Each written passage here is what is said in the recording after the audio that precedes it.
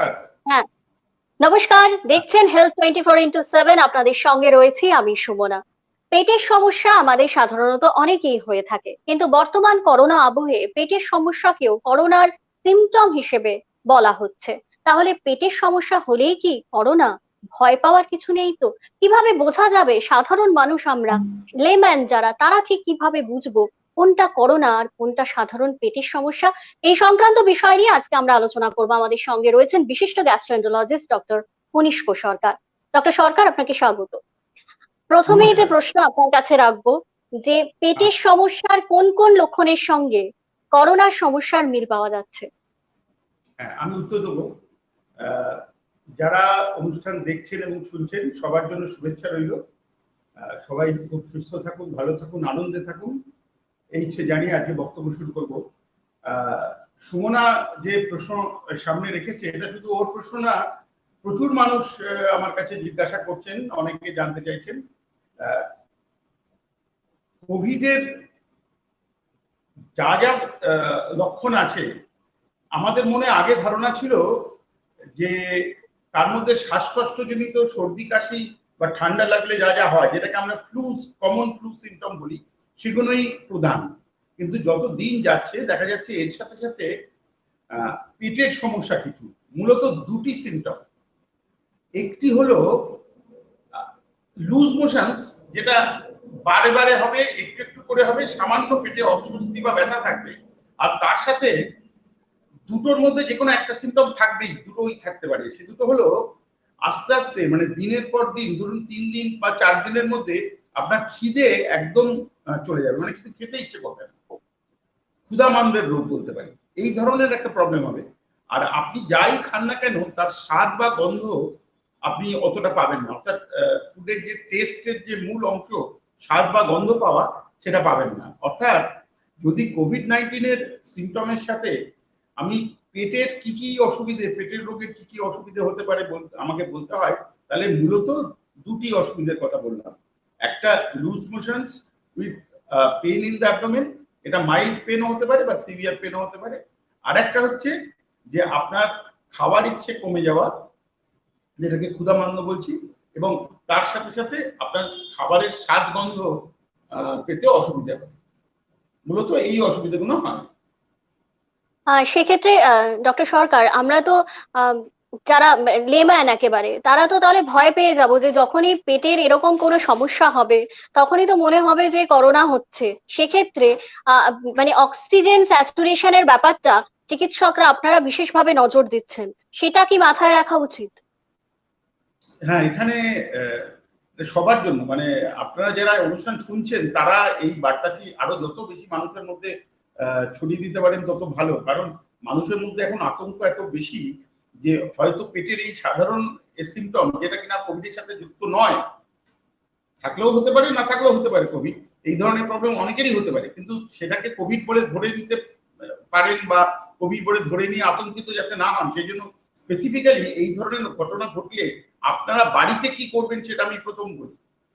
কোভিডের যে কোনো সিমটমে কম বা বেশি হোক, থার্মোমিটারে ব্যবহার করে আমাদের যে নর্মাল টেম্পারেচার, সেটা 98.3°F, তার ওপরে জ্বর পাবেন। এটাকে জ্বর কথাটা ব্যবহার না করে তাপমাত্রা ব্যবহার করছি, কারণ মানুষ জ্বর বলতে বোঝেন যে হাত হাত দিয়ে বেশ গরম লাগা, সেরকম নাও হতে পারে, কিন্তু মাইল্ড টেম্পারেচার, হয়তো 99° টেম্পারেচার। অর্থাৎ এই পেটের রোগের যে সিমটম গুলো বললাম তার সাথে যদি একটু জ্বর থাকে তাহলে কিন্তু সন্দেহ বাড়বে। তাহলে কি করবেন? অর্থাৎ প্রথম স্টেজ হচ্ছে জিভের তলায় 2 মিনিট মার্কারি থার্মোমিটার, যেটা আমরা ব্যবহার করি, সেই থার্মোমিটার রেখে, অথবা ইলেকট্রনিক থার্মোমিটার, বা এখনকার দিনে আমরা যে থার্মাল গান ইউজ করি, ইনফ্রারেড থার্মোমিটার বলি, সেটাও ব্যবহার করা যায়। তো সেটা ব্যবহার করে এটা দেখতে হবে যে টেম্পারেচার 98.3°-র উপরে যাচ্ছে কিনা, এটা হচ্ছে প্রথম। দ্বিতীয়, যদি সেটা যায় তাহলে আপনি অবশ্যই ডাক্তারবাবুর সাথে পরামর্শ করবেন। আমরা ডাক্তারবাবুরা সেই সময় দু রকম ভাবে ভাবি। একটা হচ্ছে রক্ত পরীক্ষা করে, ভাববেন না যে আমি কোভিড টেস্ট করতে বলছি প্রথমে, মোটেই মোটেই না। রক্ত পরীক্ষা করে সি রিঅ্যাক্টিভ প্রোটিনটা দেখা, যেটাকে আমরা সিআরপি বলি। আর অন্য দিক দিয়ে রক্ত পরীক্ষা না করে যদি পালস অক্সিমিটার আপনার বাড়িতে আপনার অ্যাক্সেস থাকে, এখনকার দিনে একটা পালস অক্সিমিটার বাইরে থেকে কিনতে 1700 থেকে 2000 টাকার মধ্যে কিনতে পাওয়া যায়। ছোট্ট একটা খেলনার মতো ইনস্ট্রুমেন্ট, যেটা আপনার আঙুলের আগালে আপনার অক্সিজেন স্যাচুরেশনটা দেখিয়ে দেয়, এবং এটা যে কোনো মানুষ ব্যবহার করতে পারেন, কোনো স্পেশাল স্কিল লাগে না, মানে কোনো নার্স বা ডাক্তারের দরকার হয় না, যে কোনো মানুষ বাড়িতে নিজে এটা দেখতে পারেন। তো যদি অক্সিজেন স্যাচুরেশন, যেটা নর্মালি আমাদের 97% মানে 97% থেকে 99-100% পর্যন্ত থাকে, সেটা যদি 97% থেকে গ্র্যাজুয়ালি কমতে থাকে, ধরুন আজকে দেখলেন 96%, তারপর দেখলেন 95% বা 94%, এইভাবে যদি কমতে থাকে এবং টেম্পারেচার যদি থাকে, রক্ত পরীক্ষা না করেও আপনার মনে সন্দেহ দৃঢ়তর হতে পারে, তাহলে চিকিৎসার ক্ষেত্রে নেক্সট স্টেজ যেটা, সেই স্টেজে আমরা প্রবেশ করব। অর্থাৎ আমি আর ছোট্ট করে বলে দিই, এতক্ষণ ধরে যে কথা বললাম সেটাকে যদি সামারি করতে হয় বা প্রেসি করতে হয়, সেটা হলো এরকম 1 2 3 4 করে। পেটের রোগের সিমটম দেখলেন, পেটে ব্যথা, লুজ মোশনস রয়েছে, খাবারের স্বাদ পাচ্ছেন না এবং ক্ষুধামান্দ রয়েছে, তাহলে টেম্পারেচার দেখবেন। টেম্পারেচার বাড়িতে থার্মোমিটার সবার আছে, নতুন করে কারোর দরকার নেই। আমি 1 সেকেন্ড আমি একটু ফোনকে বন্ধ করে দিচ্ছি, ডিক্লাইন করে দিচ্ছি, আপনারা একটু হোল্ডে থাকবেন 1 সেকেন্ড। হ্যালো, আপনি 1 ঘন্টা পরে ফোন করবেন, খুব জরুরি কাজ আছে, 1 ঘন্টা পরে।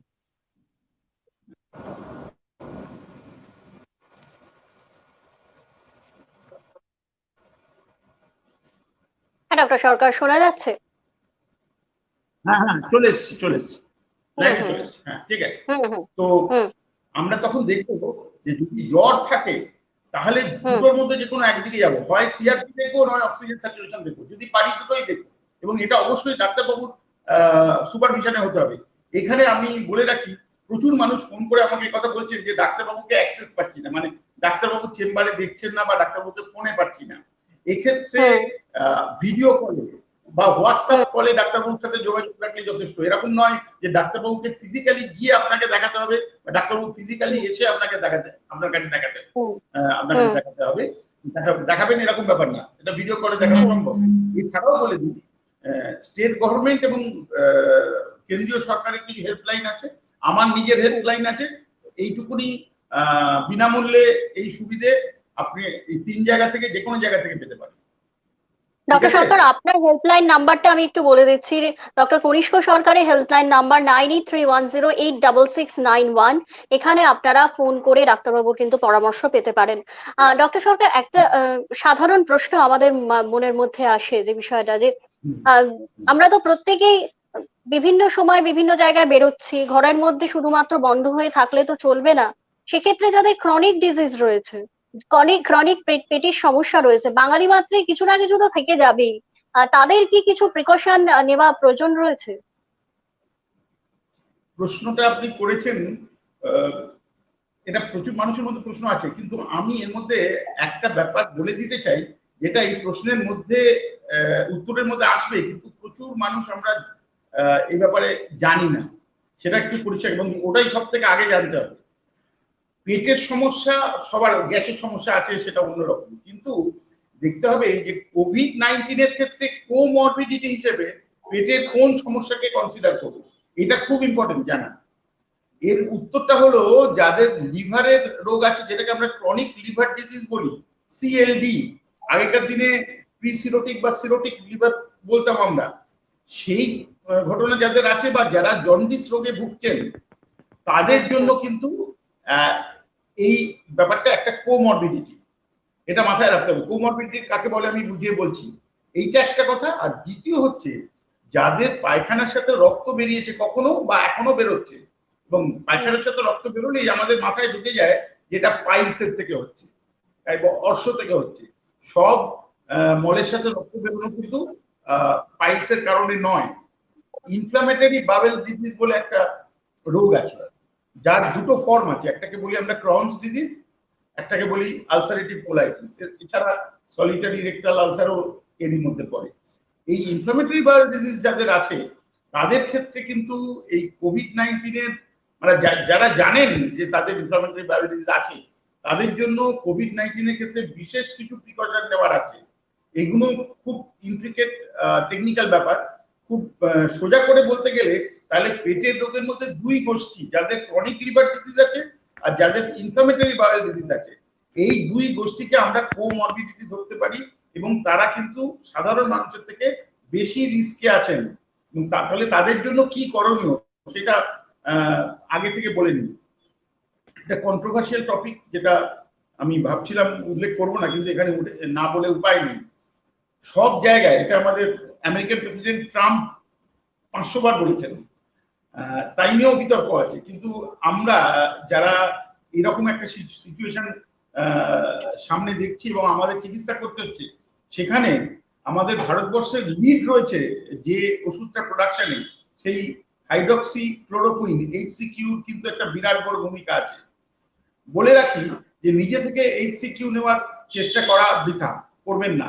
ডাক্তারবাবু আপনার এক্সরে ইসিজি দেখে আপনার হার্টের কন্ডিশন বিচার করে আপনার কি ডোজে কিভাবে HCQ আপনি নেবেন সেটা ঠিক করবেন।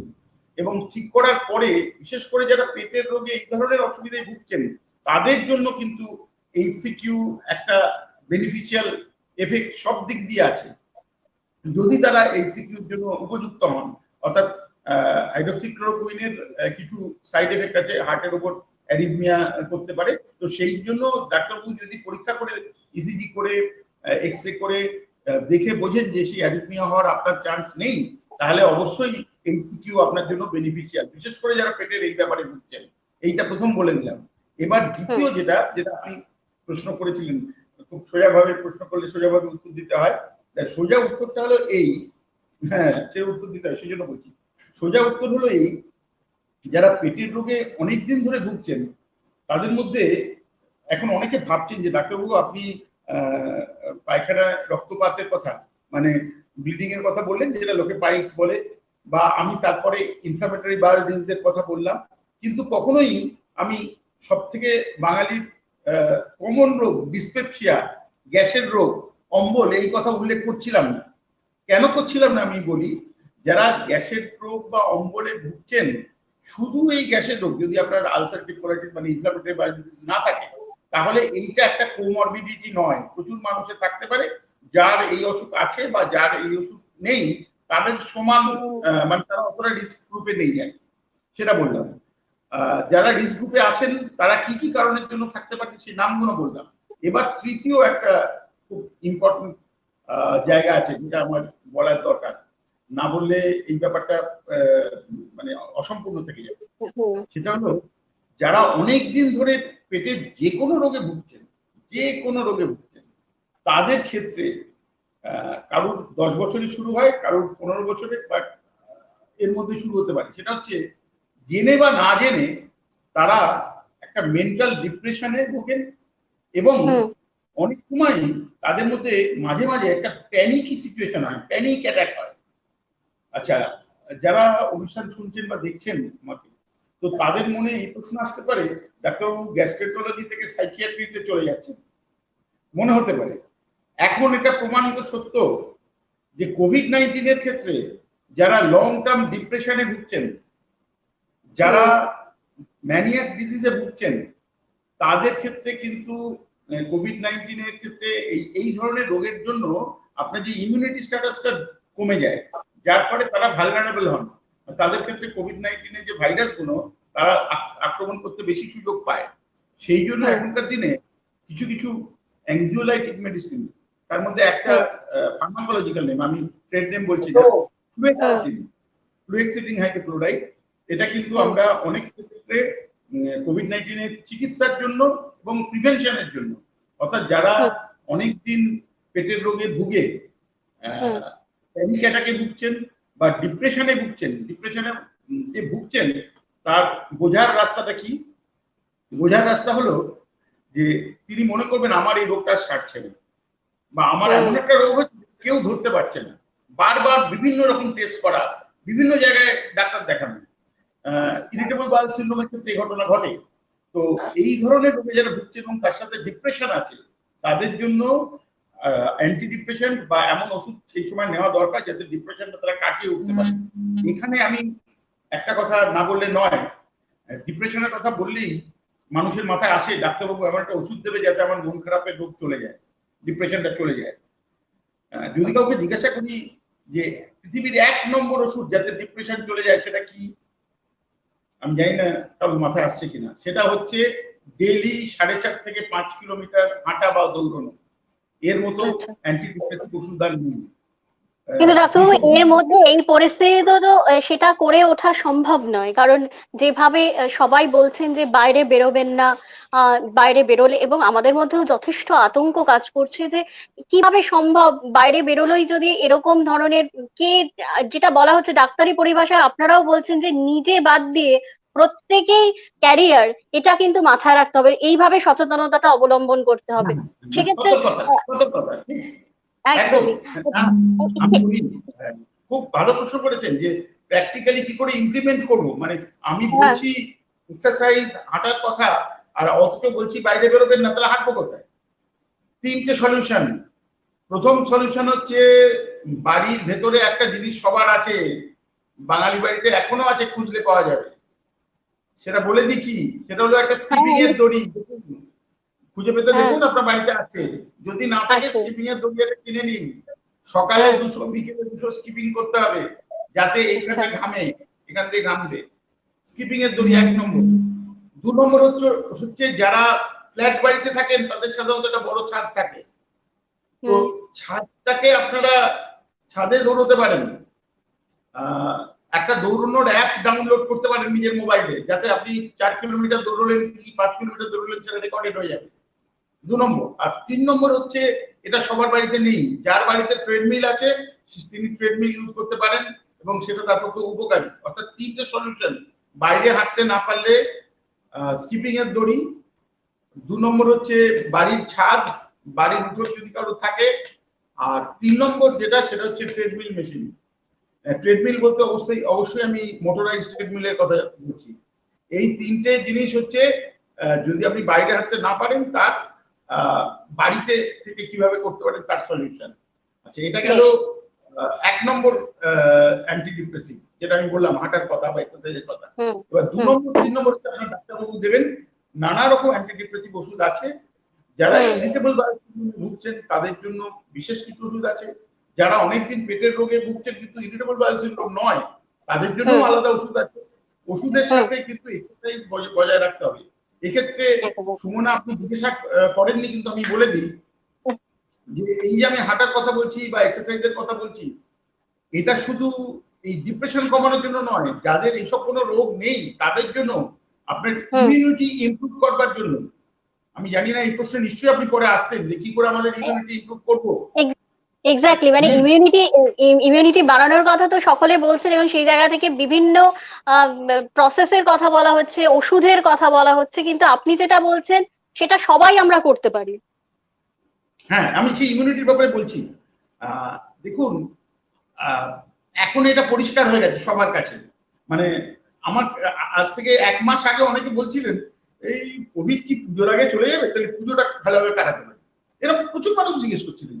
এই আর বোধহয় 2 মাসের মধ্যে আমরা স্কুলে যেতে পারবো, এরকম প্রশ্ন শুনছিলাম। কিন্তু এখন কিন্তু সবাই বুঝে গেছে যে কোভিডটা কবে আমাদের।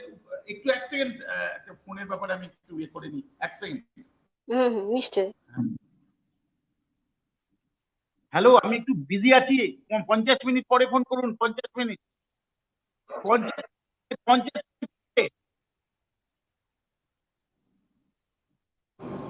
হ্যাঁ হ্যাঁ ডক্টর সরকার। হ্যাঁ, আছি। তো যেটা খুব ইম্পর্টেন্ট ব্যাপার সেটা হচ্ছে এই ইমিউনিটি বাড়ানোর ব্যাপারে মানুষের যে ধারণা ছিল যে সেদিন আর কিছুদিন পরে কোভিড চলে যাবে, সেটা যেহেতু যাচ্ছে না, একমাত্র রাস্তা হচ্ছে যতদিন না ভ্যাকসিন বা ওষুধ আবিষ্কার হয় ততদিন কতটা ইমিউনিটি আমরা বাড়াতে পারি, নিজেদের ক্ষমতা বাড়াতে পারি। তার জন্য 3টে রাস্তা। তার মধ্যে প্রথম রাস্তাটা সবাই প্রচুর বেশি এক্সপ্লোর করছে যে কি খেতে পারি কি না খেতে পারি, এই ব্যাপারটা একদম শেষে বলবো, সবাই জানে। দ্বিতীয় যে রাস্তা সেটা হচ্ছে ইমিউনিটি বাড়াবার জন্য কোনো ওষুধপত্রের ব্যাপার, এটাও আমি আরেকটু পরে বলছি। কিন্তু তৃতীয় যে ব্যাপারটা সেটা খুব ইম্পর্টেন্ট। আগে বুঝতে হবে যে আমাদের যে ইমিউনিটি সেটা আমাদের দেহে কিভাবে আমরা বাড়াতে পারি, কে মেনটেন করে। সোজা কথা খুব ছোট্ট করে উত্তর হলো, দুটো আলাদা সিস্টেম আছে। একটা হচ্ছে আমাদের রক্তের সিস্টেম, ব্লাড মিডিয়েটেড সিস্টেম, যার মধ্যে মূলত হোয়াইট ব্লাড কর্পাসেলস, শ্বেত রক্তকণিকা যেটা, তাদের মধ্যে নানা রকম সেলস রয়েছে যারা আমাদের ইমিউনিটি বাড়াতে সাহায্য করে। এটা হচ্ছে ব্লাড বেস সিস্টেম। আর একটা হচ্ছে লিম্ফ বেস সিস্টেম, যেটাকে আমরা বাংলা হলো রসিকা, সেই লিম্ফ্যাটিক সিস্টেম। এই দুটো হচ্ছে আমাদের ইমিউনিটি বাড়াবার জন্য দায়ী বা হেল্প করে। এর মধ্যে ব্লাড বেস সিস্টেম আমরা সবাই জানি যে ডব্লিউবিসি কিভাবে করে, এবং সেই ব্লাডটাকে সার্কুলেট করে আমাদের হার্ট বা লেফট ভেন্ট্রিকল পাম্প করে। অর্থাৎ আপনি যখন হাঁটছেন, দৌড়চ্ছেন, তখন আপনার হার্টের রেট বাড়ছে, হার্ট বেশি করে পাম্প করছে, যার ফলে আপনার ভাইটাল অর্গানগুলোর মধ্যে বেশি করে রক্ত সঞ্চালন হচ্ছে, যার ফলে ইমিউন বডি যেগুলো সেগুলোও বেশি করে সঞ্চালন হচ্ছে এবং সেগুলো স্টিমুলেটেড হচ্ছে, যার ফলে আপনার ইমিউনিটির পরিমাণ বৃদ্ধি প্রাপ্ত হচ্ছে। এটা হচ্ছে ব্লাড বেস সিস্টেম। আর লিম্ফ্যাটিক সিস্টেমের জন্য যে হার্ট আছে, অর্থাৎ লিম্ফ্যাটিক সিস্টেমটাকে পাম্প করবার জন্য কিন্তু এই হার্ট কাজ করে না। সেই হার্টটাকে আমরা পেরিফেরাল হার্ট বলি, যেটা হচ্ছে আমাদের পায়ের কাফ মাসল, বাংলায় পায়ের ডিম বলি। এইটার যে কন্ট্রাকশন, সেইটা আমাদের লিম্ফ্যাটিক সিস্টেমটাকে সার্কুলেট করতে সাহায্য করে।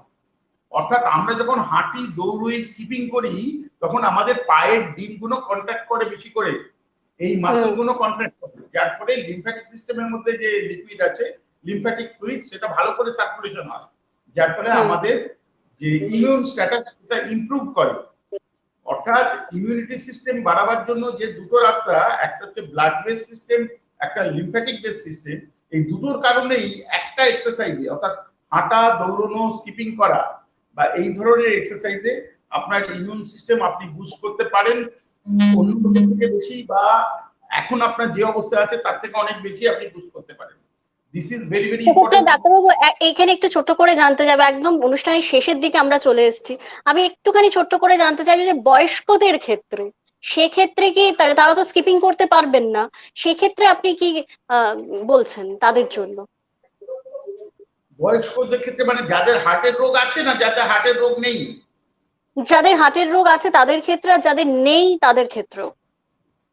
দেখুন, বয়স কথাটা সম্পর্কে আমরা একটু পরিষ্কার করে জানতে হবে। বয়স বলতে আমরা হিসেব করি এইভাবে যে একটা লোক কবে জন্মেছে আর এখন কত সাল, সেটা বাদ দিয়ে সোজা করে আমরা হিসেব করি যে তার বয়স কত। আসলে কিন্তু এই যে কোনো রোগের ক্ষেত্রে বয়স নির্ণয় করবার জন্য তার আমরা যখন সাল দিয়ে বয়স নির্ণয় করি, সেটাকে আমরা ক্রনোলজিক্যাল এজ বলি। আর একজন মানুষ খাওয়া দাওয়া, ব্যায়াম, এক্সারসাইজ করে তার বয়সটা কোন জায়গায় ধরে রেখেছেন, সেটাকে বায়োলজিক্যাল এজ বলে।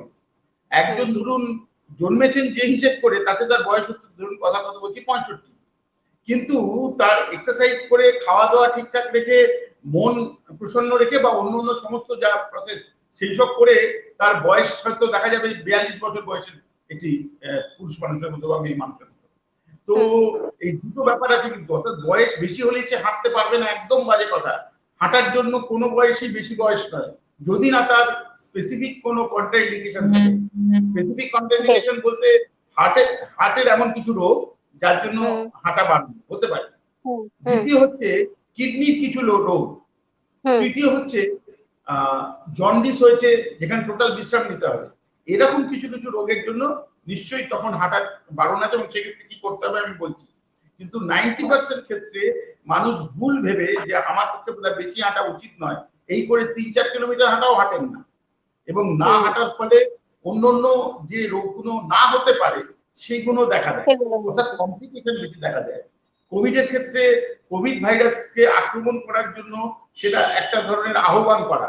আপনার যত ইমিউনিটি কম হবে, তত আপনি ইনডাইরেক্টলি ভাইরাসকে আহ্বান করবেন যে আপনার দেহে আক্রান্ত করার জন্য। ইমিউনিটি যত বেশি হবে, ভাইরাস তত আপনার দেহের থেকে দূরে থাকবে, পালাবে, আপনাকে অ্যাটাক করতে পারবে না। এইবার হচ্ছে আপনার সময় কমে এসছে, দিদি, যারা কোনো কারণে হাঁটতে পারছেন না বা যারা স্কিপিং করতে পারছেন না, তারা তাহলে কি করবেন? এর জন্য আমি সবাইকে একটা অ্যাডভাইস দিই, সেটা হচ্ছে আমাদের ভারত সরকারের একটা আরোগ্য সেতু অ্যাপ আছে, সেটা দয়া করে ডাউনলোড করুন। কিছু ওখানে লিঙ্ক আছে যোগিক এক্সারসাইজ। দেখুন আমি এতক্ষণ পর্যন্ত যোগের কথা কিছু বলছি না এই কারণে যোগিক এক্সারসাইজ করে বলবার জন্য যে ধরনের জ্ঞান প্রস্তুতি এবং ট্রেনিং লাগে সেটা আমার নেই, আমি জানি না। কিন্তু যোগ নিশ্চয়ই একটা খুব বড় এক্ষেত্রে হেল্প হতে পারে যদি সেরকম ট্রেনারের মাধ্যমে বা সেরকম অ্যাপের মাধ্যমে আপনারা সেটা প্র্যাকটিস করতে শুরু করেন।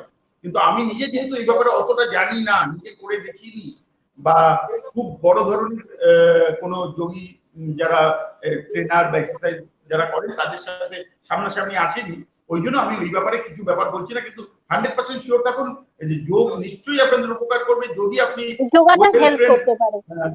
হ্যাঁ দিতে পারেন, এটা নিশ্চয়।